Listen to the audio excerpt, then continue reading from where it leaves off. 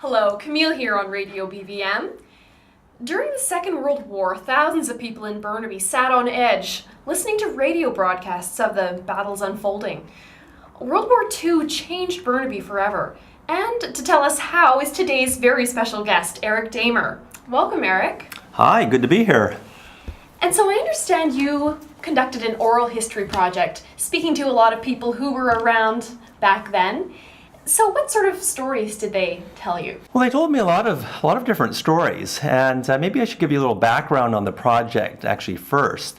The oral history project was sponsored by the city. There was money made available for that, and it was administered jointly between the archives and the museum.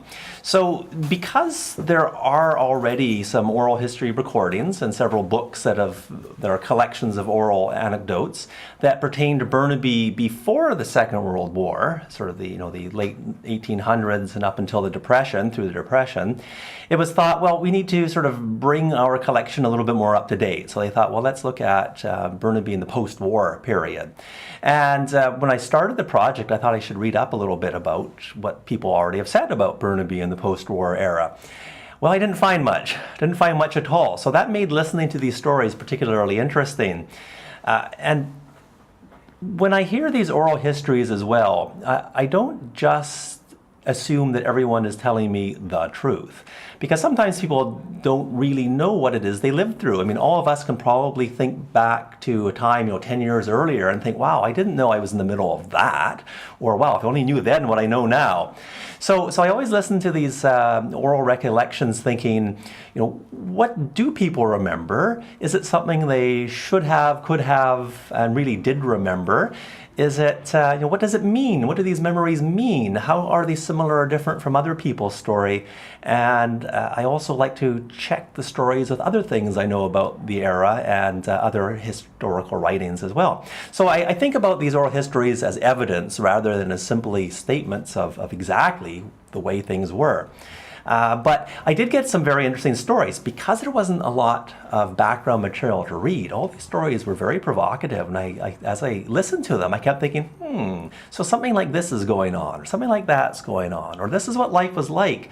And I would hear some stories repeated over and over again, and it really did make me think, as I listened to these, that Burnaby was a little different from, say, Vancouver, a little bit different from New Westminster.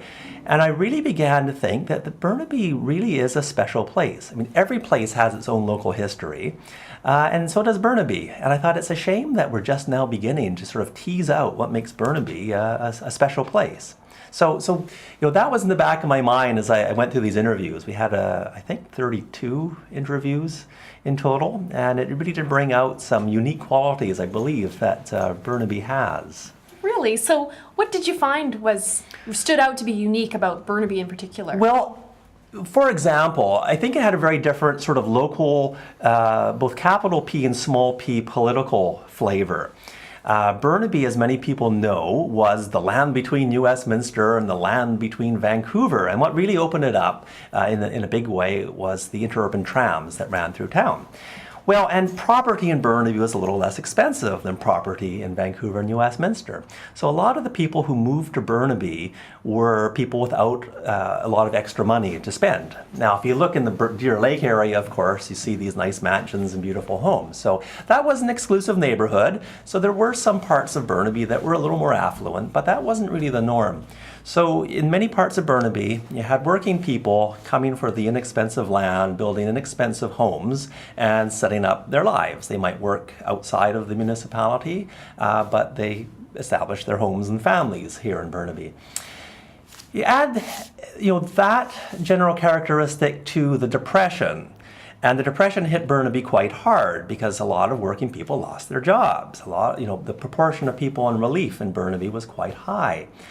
And even before the Depression, Burnaby had this habit of electing rather left-leaning politicians. So the first socialist MLA in the area in the early 1920s, I think his name was Francis Aubrey, but I would double-check that. Now, he was followed by a capital C conservative MLA, but the fact that Burnaby would elect a socialist politician, well, that was a little surprising. And then in the Depression, they also elected socialist municipal representatives, reeves and councillors. And Burnaby's experience of the Depression also was one of self-help. A number of self-help movements came out of the Depression. The credit union movement really got started in Burnaby during the Depression. So coming out of the Depression, certainly the war helped bring a little bit more affluence to the area. People found work in war-related industries and that sort of thing. And when people told me the stories of hardships in the Depression and attitudes coming out of the Depression, it sounded like there was a very strong sort of community focus, a very strong sort of self-help emphasis. A lot of people were members of different local organizations, self-help groups. People told me stories about neighbors helping out neighbors. It wasn't all wonderful. I mean, sometimes neighbors don't get along, but there were a lot of these stories of neighbors helping neighbors. And following the war, there was this big tradition in Burnaby of electing these sort of left-leaning politicians. So we have CCF members get elected a lot in Burnaby. And the municipal council is dominated by these sort of CCF and very sort of small L liberal thinking people. So a very strong sort of, I get the sense that there was a very strong kind of self-help community, attitude in Burnaby. So that's one of the differences I think makes Burnaby a little different from some of the other communities. Right, and since you mentioned that, especially within the municipality, quite a few socialist or left-leaning people were elected. So how did that affect Burnaby during the Great Depression as compared to other municipalities? Well,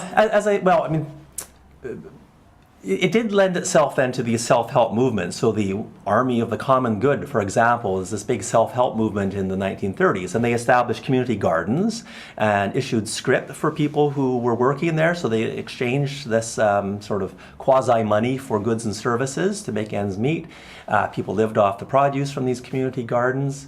The credit union movement really got started in the late 30s through activities in Burnaby. So that meant that people could get a loan. Like banks didn't give people loans in those days, or little people loans. They didn't give little people loans. But credit unions existed to help people get a few bucks so they could get started with something. And that really did take off in Burnaby as well. Burnaby elected, CCF politicians, and who did what they could to sort of bring the plight of less affluent people to the provincial government. From 1932 to 1942, though, Burnaby had defaulted on bond payments and had reverted back to a provincial commissioner. So it didn't have its own local government for 10 years. And the whole reason why the local government defaulted anyway was to try to force the province and the country to help with relief payments during the war. Well, from what I heard from people who had an opinion about that era, who lived through it, the commissioner wasn't particularly generous, and it didn't really seem to make things much better. So people, struggled with these sort of self-help groups. There were, a lot of people in Burnaby had big gardens or chickens and that sort of thing. One person even told me she remembers how their neighbor had a soup kitchen. They just opened up their kitchen back door and made pots of soup for people every Thursday. And she remembers a few times going by for a bowl of soup in the late 1930s, and they were very grateful that neighbors had that kind of generosity and were willing to share. How that played out after the war was very interesting. One aspect of Burnaby that's a little different was they seemed to be a little bit more interested, at least the municipal government when it returned in 1942, a little more interested in town planning. So the town definitely was zoned for development in sort of different ways. So there was this sense that government would play some role in how people's lives unfolded, who lived where, who did what kinds of activities. Not in a really major heavy-handed way, but mainly through zoning. And so that, I think, flavored the political environment. At the local level, people told me lots of stories about sort of local community initiatives, churches being involved in organizing sports, social events. As I said earlier, people joined these different societies, the Moose, the Elks, the Masons, that sort of thing. There seemed to be a lot of that going on. And many of the people who I spoke with, talked about these different sort of organizations that grew out of people's interest just to get things rolling. Get involved in the community. It is. There did seem to be a community, for many people, this strong sense of self-help community. Let's do things. Yeah, that seemed to come through a lot of what people told me. Really? And so, were there many young men from Burnaby who fought in World War II? And did you have any stories of them? You know, I actually didn't talk to anyone who had served overseas. There were quite a few people who signed up to join the war effort, and they went through training, and then for whatever reason never made it to the front. So a number of people who almost made it into the war, but they were probably just a little bit too young at the time to make it. So a few people joined the Air Force, a few people joined the military, but I didn't speak with anyone who had actually had active service. One of the big features of Burnaby following the war, though, was that the federal government had a number of veterans relocation schemes, and some of those housing developments were in Burnaby. Burnaby had some of the earliest veterans housing schemes. And one person I remember, he was a bit younger, he was, grew up in the 1950s and 60s. He said, everyone in my neighborhood was a veteran. I mean, these are all old Army guys who, all knew each other. And I thought, oh, that's not surprising because we had all these veteran housing schemes here in Burnaby as well.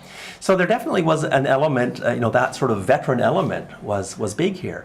We had a veterans hospital, the George Derby Veterans Hospital, also opened in the late 1940s in Burnaby as well. So that was definitely an element of Burnaby. Right. And I think, too, a couple of the people I spoke with who were trained to be in the military, a couple of them were training to be officers, and it sure sounded to me like their attitude when the war was over, that they were going to come back, and again they had that kind of take charge, let's get things going, sense of optimism, and we're going to build a new community. So some people really had that optimistic sense that yes, Burnaby still is sparsely populated, but it's growing, and we're going to do the best we can with how it grows. So that attitude came through. Right. And so did they follow through with that? Did Burnaby look very different after the war? It would definitely look very different, and part of it was simply population increase. I mean, Burnaby grew in leaps and bounds. I think the population quadrupled in 30 years following the Second World War. And when you look at sort of the official statistics, you can see that for the first 5, 6, 7 years, most of that population increase was from migration to Burnaby or immigration. And then following that is a mixture of migration and children. So the baby boom boomed in Burnaby.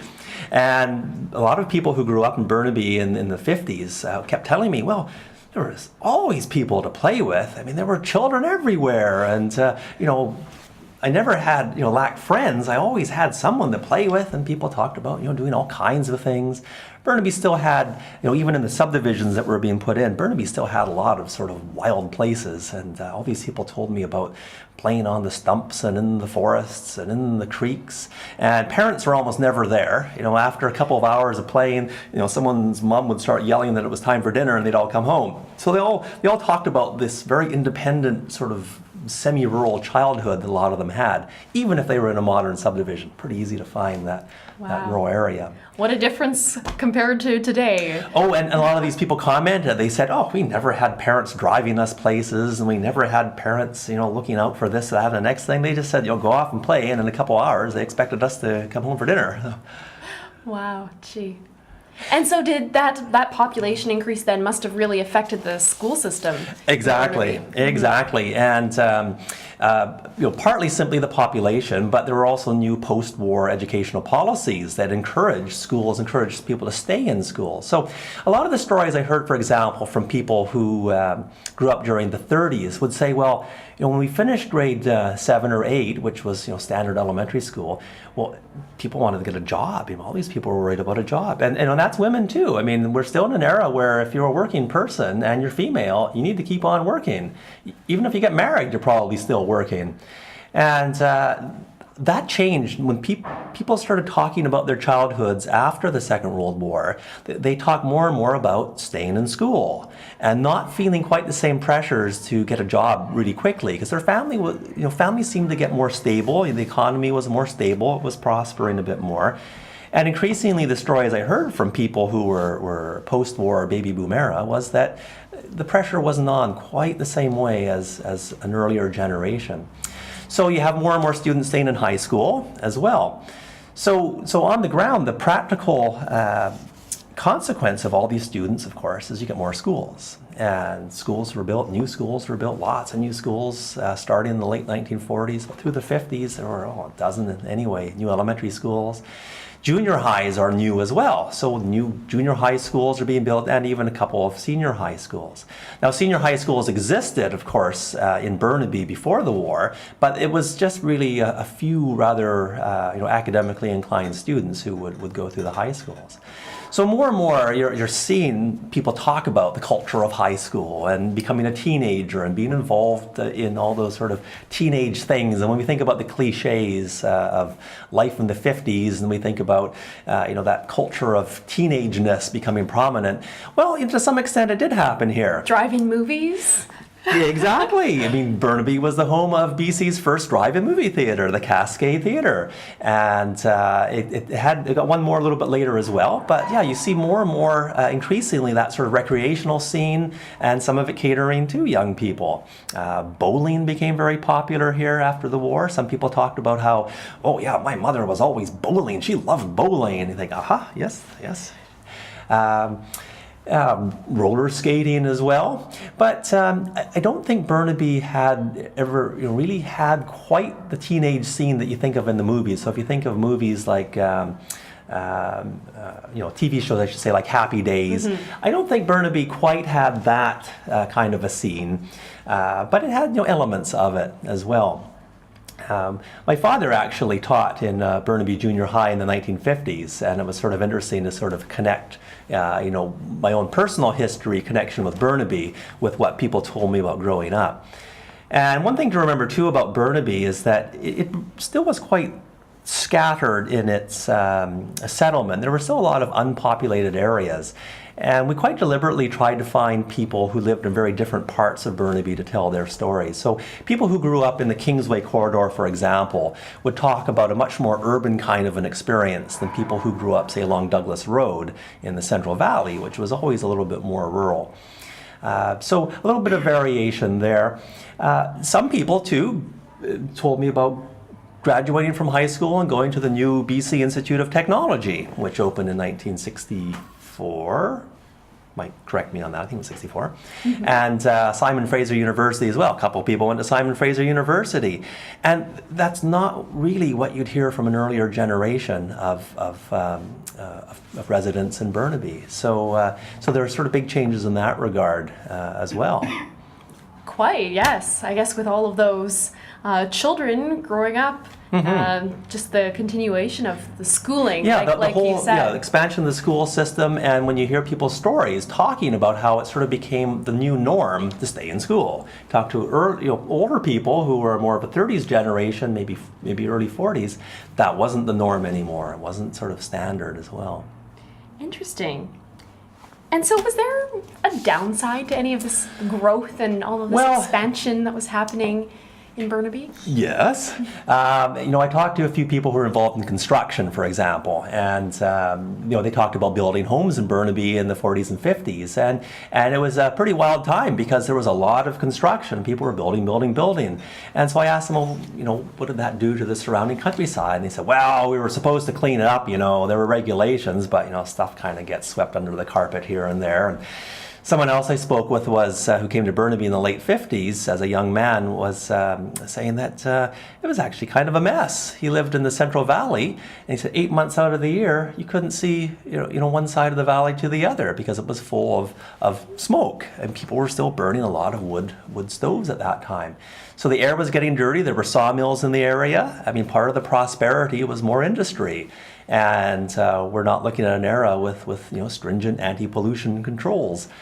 So the air was getting a bit mucky. This one person told me that the streams were getting rather mucky. Burnaby Lake was, some people just tossed their garbage into Burnaby Lake. Some of the ravines in South Burnaby, for example, a convenient place to ditch old construction material, so it would be tossed in the back. So by the 1960s, there was a bit of an environmental movement growing because, some areas were getting kind of messy. And even though I suspect that it was still quite nice in many areas, there were still these little patches that were getting pretty mucked up. So that's sort of one consequence of growth. Burnaby didn't have didn't have good sewers until the 1960s. Everyone I spoke with, I always asked them what their plumbing was like. And most people would say, well, of course we had a septic field. That was standard. And then they would add, well, sometimes, after a heavy rain, the septic fields would kind of get plugged up and backed up. And sometimes the ditches were pretty foul as well. I thought, ooh, yes, I'm sure they were pretty Very bad. foul. Burnaby hitched up to municipal water. I think it was as early as 1912. So they had a good, clean water system. But the sewage system, it took a long time to put in. And that was a little bit of an ongoing, mess as well. By the 1970s, though, I think we've shifted into sewerage, proper sewers as well. Mm-hmm. And the few sewers that were in town throughout that era, through the 50s, some of them actually sent the effluent into Burrard Inlet or into the Fraser River. And the thinking of that time was, if you dilute it enough, that's fine. But then as the population grew, warnings started coming out saying, well, more and more people are dumping their sewage, so we can't have too much of that. Burnaby also had, people told me generally positive stories about really enjoying their childhoods growing up in Burnaby, but it had some of the vices that any community might have. Sometimes people weren't quite so tolerant of neighbors who were maybe from a different background. Sometimes they were, but sometimes they weren't. Some people told me that, there were bullies in high school. And it's not like there was this romantic golden age when everyone was happy and friendly and now we're living in worse times. No, people did tell me stories about nastiness that went on. Mm-hmm. So what kind of intolerance did you hear about from some of the people you spoke with? For example, one thing that I found really interesting was that when we think of diversity, social diversity today, we often think in terms of what might show up in a photograph. Things that are really visual.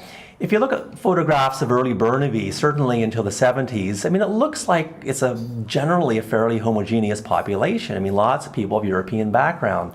But as I was talking with people, I discovered that looks can be deceiving. I found a lot of people who identify themselves as having Eastern European backgrounds, Ukrainian. One woman was from Belarus. Her family was from Belarus. So I found a lot more sort of European diversity. One fellow kept saying, in the neighborhood I grew up in, this was along Douglas Road, all my neighbors were Ukrainian. I learned a few words of Ukrainian growing up.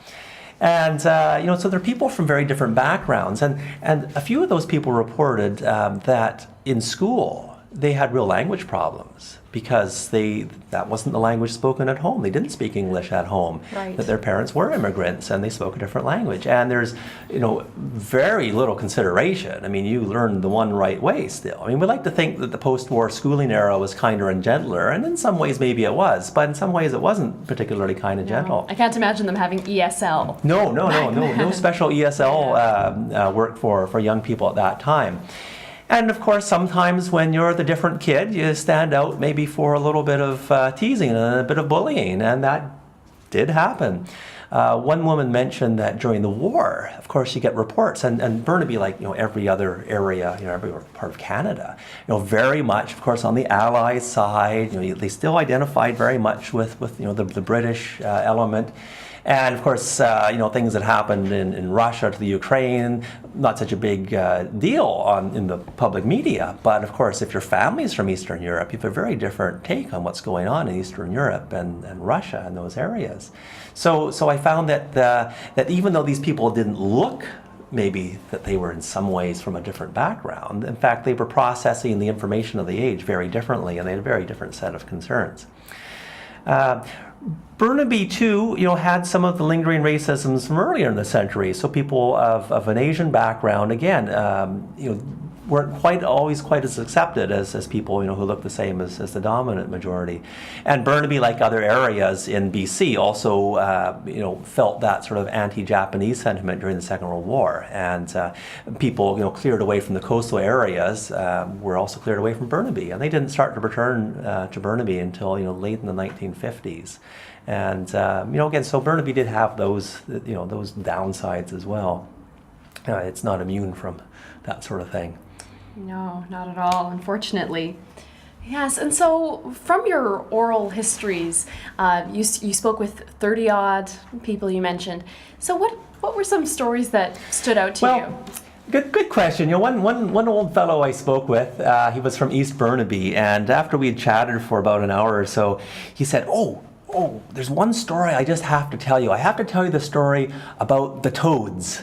And I'm not sure if he knew whether they were toads or frogs or what have you. And I thought, story about the toads. I wonder what that's all about. He said, "Well, before the Trans-Canada Highway went in, every spring, all of these toads would come crawling onto my property, and I would always see hundreds and hundreds of these toads that come crawling, and I really liked seeing the toads. But when that freeway went in, the toads stopped coming into East Burnaby." So I presume that they were migrating, I mean, whether they're toads or frogs, I'm not sure. They were migrating from Burnaby Lake, inland, and then I'm not sure if they migrate back out again on the other side of the season. But basically that sort of animal movement stopped when the freeway went in, because, it cut right across the amphibian route. Yeah, so this fellow, he said how much he really liked seeing every year the return of the toads, but since the freeway went in, no more toads. No. And another similar story I heard over and over again, people in the North Burnaby area would talk about garter snakes.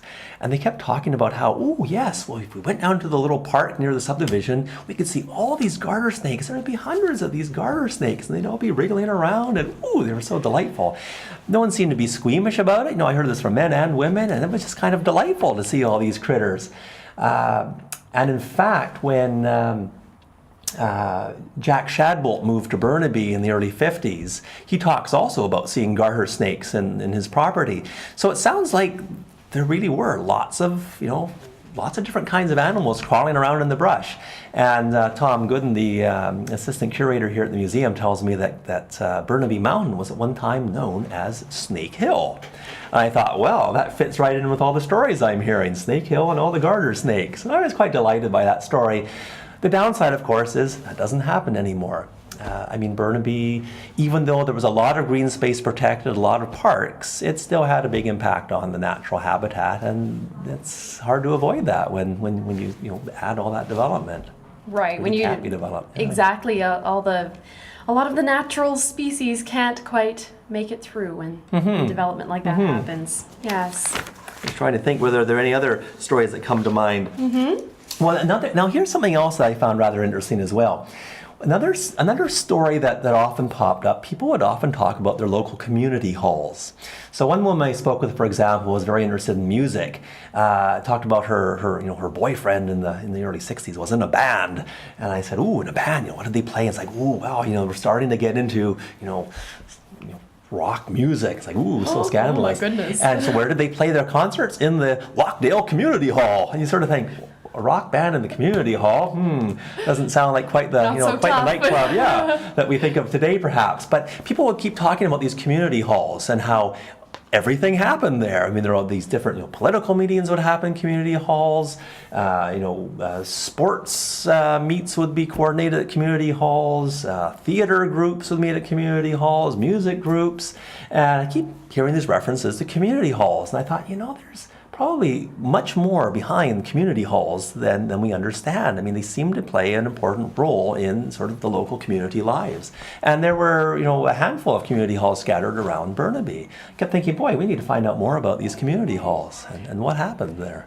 Right. Well, interesting that they seem to be such a center for the community. And then you also already mentioned some of the men's clubs, like the Elks and the Masons and such. So a lot of places to join and be involved in different and some of those, I don't know whether those organizations have maintained that same sort of prominence, but certainly in the post-war era, it sounds like that they really were quite prominent. I'd also like to comment too on sort of entertainment and nightlife, and I talked to a range of people, and some people admitted, they sort of never went to nightlife. They're too busy working. I should add that I didn't speak to anyone who led a life of leisure. These are people who worked. Even though times got better following the war, people were still working fairly hard. And a few people, told me, they never had time to go out and do these nightlife things. A few people were a little bit more, they were a bit more bon vivant, I suppose, and they went to some of the local nightclubs and were more likely to party a little bit. But a nightclub at that time in Burnaby meant that you had to bring in your own booze. Burnaby was a pretty dry community, and people kept telling me about these fun nightclubs, bottle clubs, or supper clubs. They were bottle clubs, meaning you had to bring in your own bottle, but people had a good time anyway. So the Gay Paris was one of the prominent ones in South Burnaby. And Burnaby didn't get a liquor store until 1954. I was quite surprised. And other than two legions, which were established in Burnaby following the Second War, we didn't have a licensed beer parlor until I think it was 1956 when the Astor Hotel went in. And people would say, oh, the Astor Hotel, that was pretty fancy. And people always had these stories, or some people had stories about going to the Gay Paris Supper Club. But again, these are places where you had to bring your own alcoholic beverage if you wanted that sort of a thing. So Burnaby seemed to be really quite, a little small c conservative in that regard. But one of my informants who grew up in the Douglas Road area said, down the way from where I grew up, there were these motels. They're like little cottages, little cabins, and every weekend all these cars would drive in, all these people would show up. I guess they were from Vancouver, and all these people would drive up and they'd have these big barbecues and these wild times, and then they'd sleep over. And I thought, aha, Burnaby, it must have been the place where people from the big city went for a wild weekend, but not the populated parts of Burnaby, kind of the little hidden out of the way parts of Burnaby. And I thought, we need to find out more about these wild getaway spots in Burnaby. Oh my goodness, back when Burnaby had the forest. Yeah, when you could hide away, when you had a hideaway in Burnaby. Yes. Can't do that quite so much now. And I should also mention the Digny Speedway, which pops up from time to time. One of the people I talked to was on the racing circuit. He rode motorcycles, drove motorcycles in races, and he did a race or two at the Digny Speedway, which was in South Burnaby, and it was basically a dirt flat track oval. And apparently these were quite popular in small towns throughout Western North America, and there was a bit of a circuit people would ride through. And basically you screamed around in circles on your motorcycles or in your cars. The fellow I talked with was a motorcycle racer, but there were car races as well. And people screamed around and around. And he said, it was great fun, Saturday night, and people would, hang out and watch the races and have a great time. Someone else I talked to, though, however, didn't live too far away from the Digny Speedway, and he kept saying, it was so noisy, I can't believe how noisy it was. And of course, the Digny Speedway only lasted for about 10 years, and probably because as Burnaby grew, development, housing got closer and closer to the Speedway, and then the noise problem really started to annoy people, and that was sort of the end, I suppose, of that sport in town. But and again, it's a little snippet of an era, a past era in Burnaby that is no longer with us. Yes, and so times change. They certainly do. Yes, so we've been chatting a little bit about entertainment with the Speedway and the drive-in movies, but what about, again, with our radio theme this year, and perhaps considering the post-war era, television coming in. So how did Burnaby fit in to the technological advances? Well, that's a really good question, and I did ask people about radio and television as I went through my interviews, because it plays a huge role in popular culture and identity. And without an exception, people remember having radios. You had to buy a radio license in Canada up until I think it was like 1952 or something like that. And when they were dropped, of course, it was completely free to listen. But it seems like people wanted radios even when they had to pay a couple of dollars for a radio license. So radios were definitely there, and people who grew up in an earlier era, who say came of age before 1950, they seem to remember radio as being a rather sort of stay. They didn't have any exciting stories to tell. But people who grew up during the 50s, they talked about hearing Elvis on the radio, or hearing one of these big names. Now, they didn't all have the same big name, but they sort of caught that, the sound of their generation came over the radio, and a lot of them remember hearing hearing those big acts. And one person even talked about hearing the Beatles. Remembers hearing the Beatles in the early 60s coming over the radio, and that was really quite exciting. People also talked a little bit about television, but even though people saw television and they could remember TV shows, for some reason, hearing things on the radio, the music seemed to trigger memories more for them. And I've heard actually that music is a very powerful element in our sort of memory and our recognition, possibly even more than the visual stimuli. But people did slowly get televisions as well. And, reception wasn't always that good. And so I get different stories from people who grew up in different parts of Burnaby. So people who lived along the ridge of South Burnaby often talked about good reception. People who lived down below, of course, in the Central Valley here, usually talked about poor reception. And people who lived sort of halfway in between talked about how, on a good day you'd have good reception, on a poor day you'd have bad reception. And how back when they had the rabbit ears, I suppose. Yes, and they were repositioning an antenna and that sort of thing. And one person who lived, I guess she was sort of on the western side of town, and not quite up on the South Burnaby Ridge, but close, said that on some occasions, friends who lived further down the valley would come up and visit to listen to the radio or watch television because something special was on. They couldn't guarantee the reception at home, so they'd come up the hill to have a better listen or a better view of those sorts of things. So, yeah, it was definitely there, and for many people, especially as a young person, as a teenager, it for many of them, the sounds of their generation were coming over the airwaves, which, we might have expected that, but it's interesting to hear people talk about how, wow, I heard this, I heard that. Some people even would talk about how their parents didn't always approve. But we also have a more liberal generation of parents, I think, as well, who were at least grudgingly willing to let their children sort of enjoy these kinds of things as well. Well, I know that Elvis and the Beatles would have been quite controversial back then, so I suppose Burnaby was following along with the world. I don't remember hearing anyone though say that they got into a totally sort of alternative teenage scene. I think Burnaby was still a little bit staid, even if people caught on Elvis. There probably were a few duckbills and greasers at the high schools, but it sounds like it was just for a few, the small minority at school. Yeah. Right. So I don't think a lot of young men were quite get into that scene. And again, Burnaby still was not a particularly affluent community. Even though times seemed to be getting better, it still didn't have lots of really wealthy people. There were some people who were more wealthy than others, of course, but it doesn't sound like there were a lot of people who had lots of money to blow on frivolities. It was still, fairly austere, especially compared to today when we see, young people with oodles of money spending on oodles of cars and everything. Cars and clothes and that sort of thing as well. I was also quite surprised too. You mentioned cars. We talk about the rise of car culture in the post-war period, and I was very curious to see if Burnaby picked up on that as well. And so I often ask people about whether they remember the first family car. And it wasn't as big an issue as I thought it might be. A lot of people would say, well, yeah, by 1958, Dad had a used car, but only Dad drove it. And people, one story I heard over and over again, certainly from people who grew up into the 60s, was how much they walked.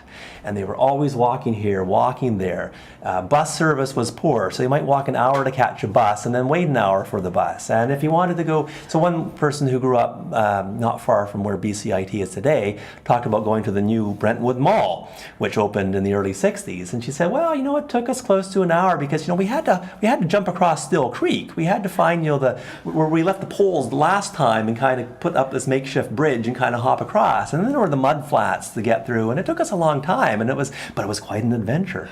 So people are telling me stories over and over again about walking, and I'm thinking, well, didn't you get a car? Didn't your family have a car? Did you start driving?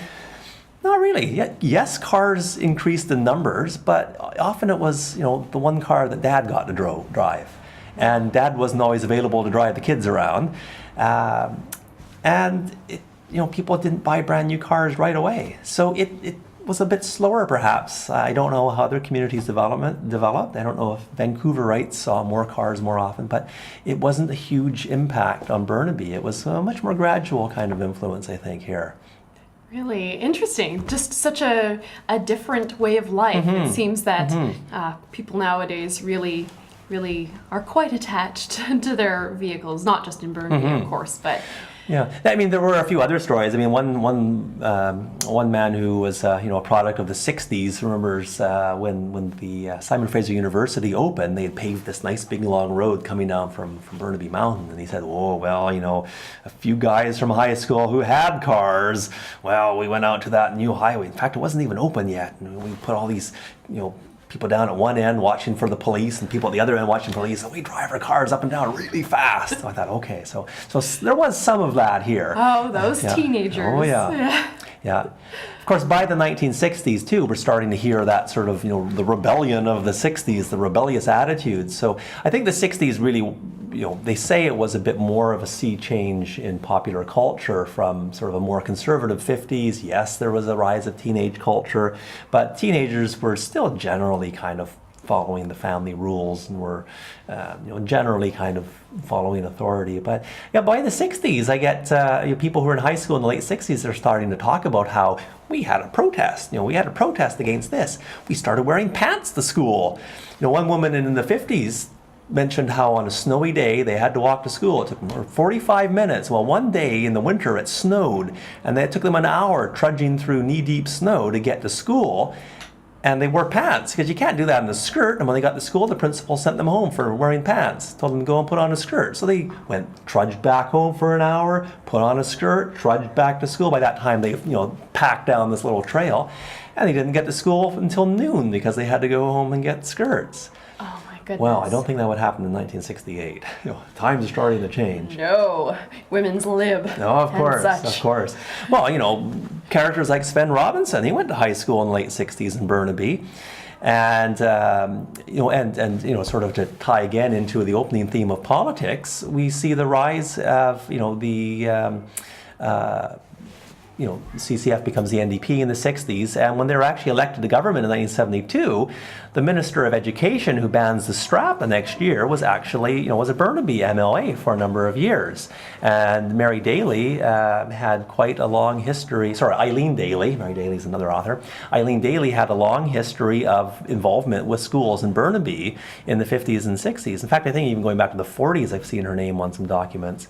And by the time she gets some political power in the 70s, she's, ready to ban the strap. So, sort of a fight. Was that Burnaby generated? Was that the feeling in Burnaby? Don't quite know, but there seems to have been some There's that changes connection, in Burnaby. anyway. Yeah, there is a connection somewhere. Interesting. Yeah. Gosh, so just touching back on you mentioning that your father was a teacher, did you say in junior high? Junior high. He was at. High. Oh, I better not name the name of the school. I better not. Okay. He told some stories as well. It wasn't part of the interview, but the thing with the oral interviews, you think about those stories with all the information you already have, and one is not just sort of a neutral receptacle. The tape recorder we used, or the digital recorder, picks up the voices verbatim. And I should mention too that you can hear these interviews on the Heritage Burnaby website. They've been posted there for the public to hear.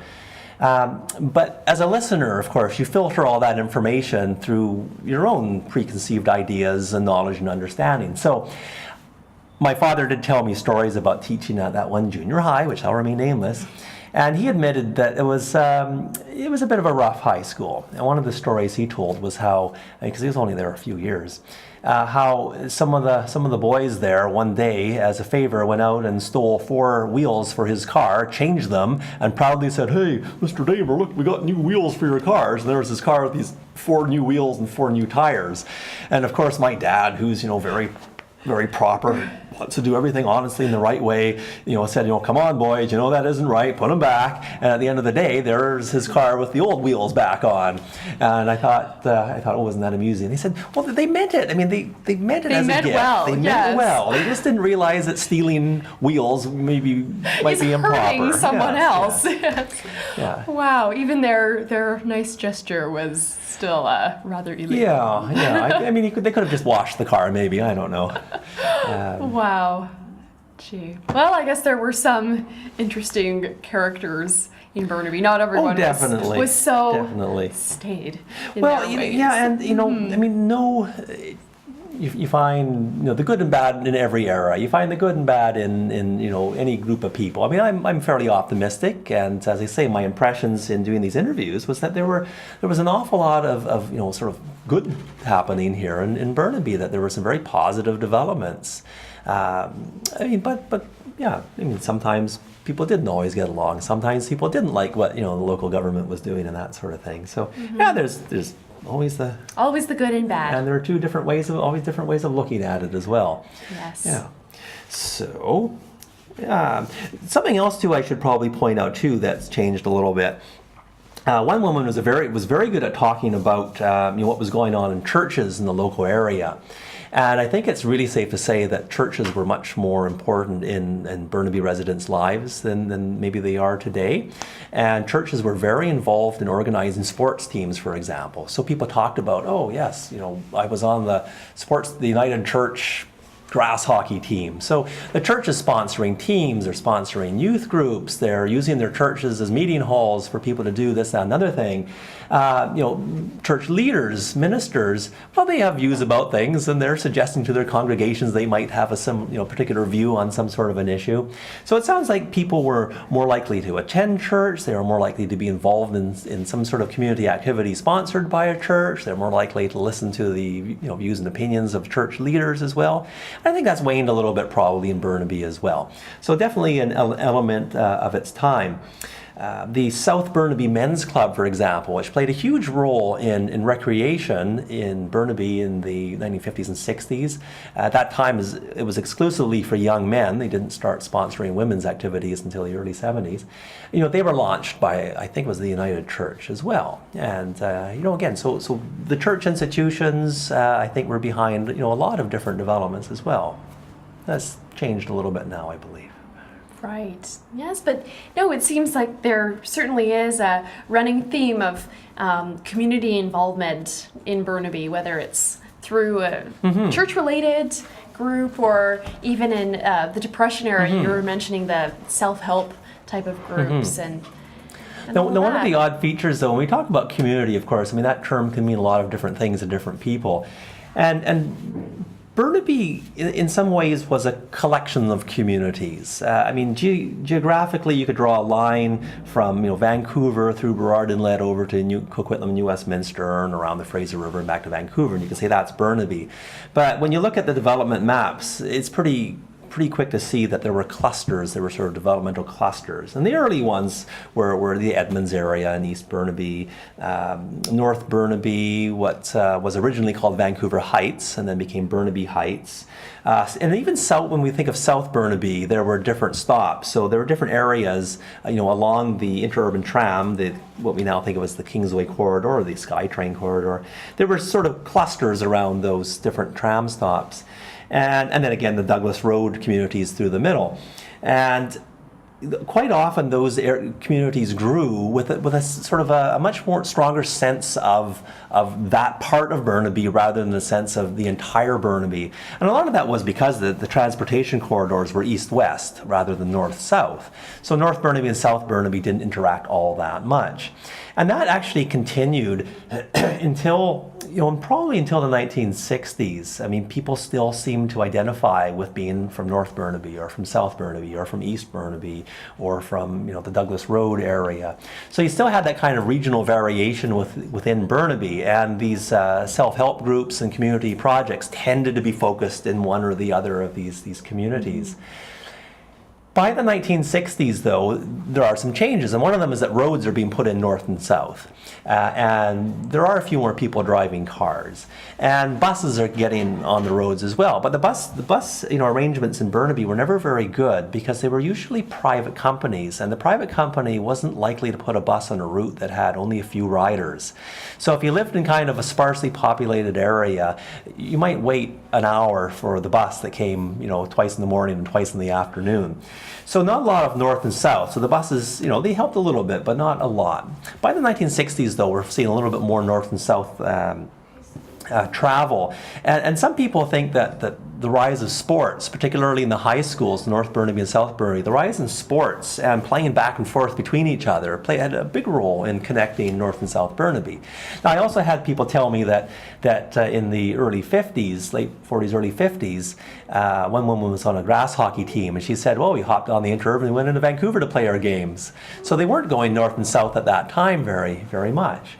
So as the population grew, as Burnaby filled in, you tended to lose that sort of sense of discrete communities around Burnaby, and you began to sort of see Burnaby as kind of starting to stick all the little parts together.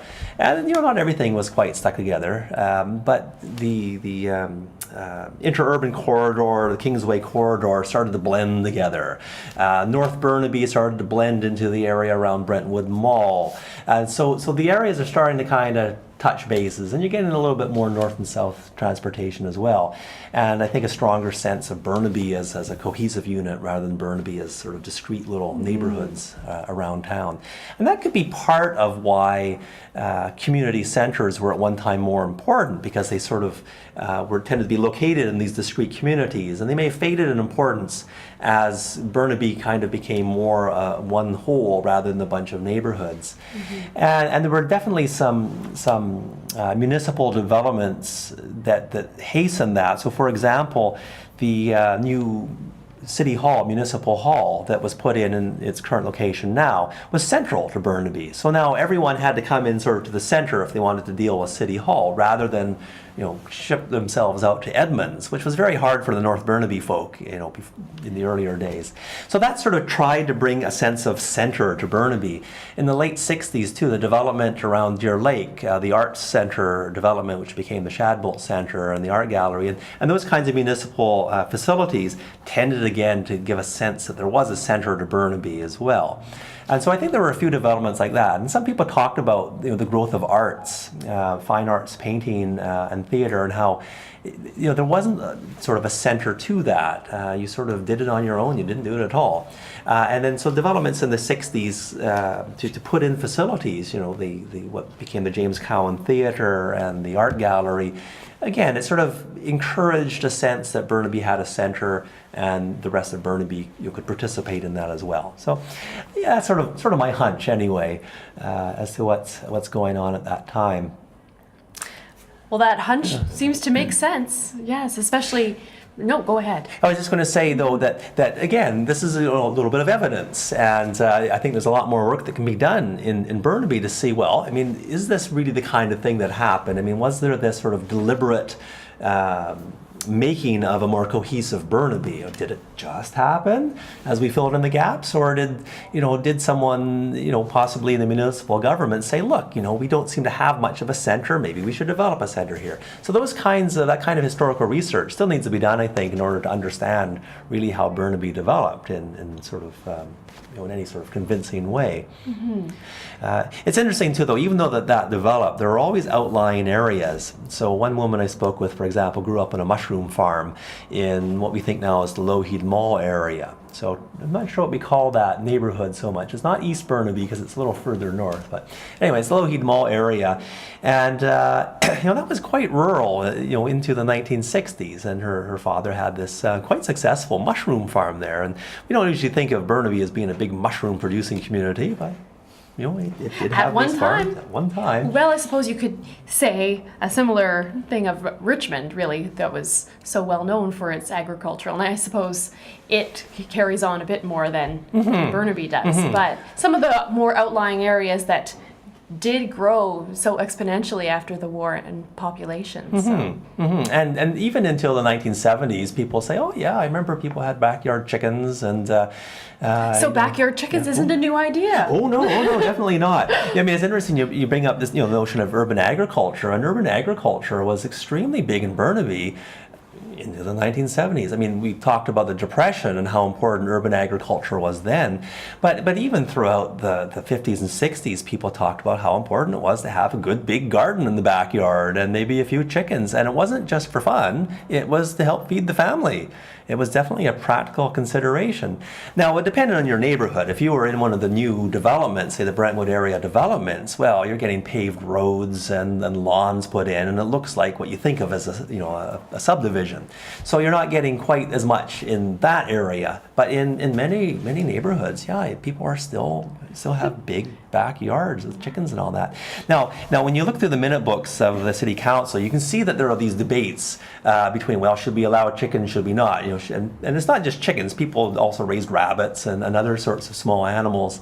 And you can see that there are debates, and then there are bylaws passed saying, no, thou shalt not have backyard animals. But it doesn't sound like people actually follow those bylaws. Yeah, so I think in the the Douglas Road area, if I remember correctly, there were bylaws by the late 1950s saying that you won't have backyard farm animals, but I'm pretty sure people still have them.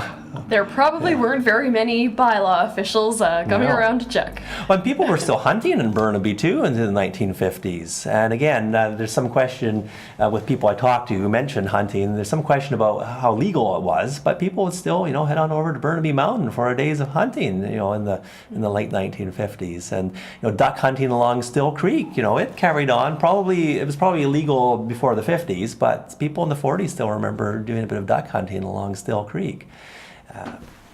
Wow. Don't think you can get away with it today. Not quite. No, but wow, just thinking of Burnaby as really a wilderness spot like that where you could go hunting. And just it seems like such a different kind of Burnaby. A wild weekend getaway into the wilds of Burnaby. Yeah, and so when we think of Burnaby as being very modern cosmopolitan community, I mean that's fairly recent, really. It's fairly recent. It's probably kind of a late 1970s sort of a development. I mean, in the 1970s too. A few other factors played a huge role in Burnaby, and one of them was transportation. So with the establishment of the GVRD, for example, and sort of a coordinated approach to regional transit, then we start seeing improved service on some of the quieter routes. And we see more north-south traffic as well. So it sounds from what people tell me that transportation was a bit of a stickler until probably the 1970s. Even though there were some inroads, if I may use the term, there was still not a lot of good north-south transportation until probably the 1970s. And again, the stories about the infrequent bus rides. And people hopping across Still Creek to try and get to Brentwood. Yeah, it was quite the adventure. Brentwood Mall, again, it was, they claim they were the first mall in the area. I know other shopping malls who claim that they were the first in the area. But definitely Brentwood was one of the early malls in the greater Vancouver area. And it made a huge change too in patterns, because I talked to one person who grew up in a small business in the Vancouver Heights, or what became Burnaby Heights area. His family ran a fish market along Hastings. And of course those small merchants, they weren't too happy with the shopping mall going in. And of course they survived. They're still there now, all those merchants. And in some way, in some ways they've thrived, but it was always an effort. And they said that the competition from the shopping mall was quite fierce, and they certainly had to respond. But it changed patterns. So before the shopping malls, people tended to shop locally if they were shopping, and you just went locally. After Brentwood Mall, though, there's this lure of going to the big mall, and you tend to travel a little further if you can. Again, a lot of people are still walking, but they'll walk for an hour to get to the mall. Especially young people. Dad might have the car, and he might drive family there once a week. But again, people are still walking a lot up until the 1960s. A lot of those sort of patterns changed with putting in the mall. And there were other sort of industrial developments as well. And people, for example, someone told me about, we think of the Lake City area of Burnaby. Well, I didn't realize that there used to be lakes there. It sounds like a no-brainer. And someone said, oh yeah, we used to go skating on those ponds all the time. There were lots of little lakes in that area, and they'd freeze off, and they weren't very deep. And we'd sometimes go skating. And I thought, well, so that's why it's called Lake City. Definitely makes sense. Yes. I don't think you find all those little lakes anymore in that area. So there were definite, I mean, I mentioned zoning a little earlier. There are definitely areas that was also zoned for industrial development. And that was quite a deliberate attempt to bring some industry to Burnaby. And, everyone I talked to remembers the opening of Simpson Sears in the mid-1950s. One person got a job working at Simpson Sears at that time. That was a big deal. Kelly Douglas, the big wholesaler, moved to Burnaby as well about that time, and there were a few other industries that moved to Burnaby, and people really took notice of that. Like, yeah, one woman, unfortunately, I turned off the recorder at that time, but we were talking about the Trans-Canada Highway, and her husband was saying that when the highway opened, there was a bad accident, and it really shook him up because they didn't live that far from the freeway, and there was a terrible accident, and really shook him up. And I thought, people weren't used to driving fast through town. And then after I turned off the recorder, she said, but I like the freeway. And the wife said, I like the freeway because it meant it was only 10 minutes for me to get to work at the Continental Can Company. And I thought, oh, you worked at the Continental Can Company? Oh, you should have the recorder still on for that. And that, again, it's no longer here, but it was a big industry in town, the Continental Can Company. So, gosh, so Burnaby did have some claims to fame in the industrial side. It did. It went through phases. So yeah, definitely had some industrial enterprises as well. It had a glass bottle company for a while, and of course, the petroleum refineries and storage areas came into town, and those still remain. Most of those are still here. So definitely some industrial development also, and people remember those coming into town too. But that woman's story about seeing the bad accident on the freeway, but yet still liking it because it cut down her commute. It's just such a good example of the upside and downside of the pros and cons of the development. Right. Yeah, it was the husband who was concerned about the accident. Yeah, but his wife who admitted, but it made my commute a lot quicker. And again, and people have different perspectives too on what it is they live through, and different perspectives on your own memory as well. And so a few people really thought that the Trans-Canada Highway was horrible. It ruined everything. It stopped the animal flow, it caused accidents, it really changed the whole nature of the central valley of Burnaby. Some people thought that the freeway was a terrible thing to introduce into the area. I'm sure most people whizzing up and down the freeway when it was open thought, this is great, I can get through Burnaby so fast now. A lot of people saw it as a good development.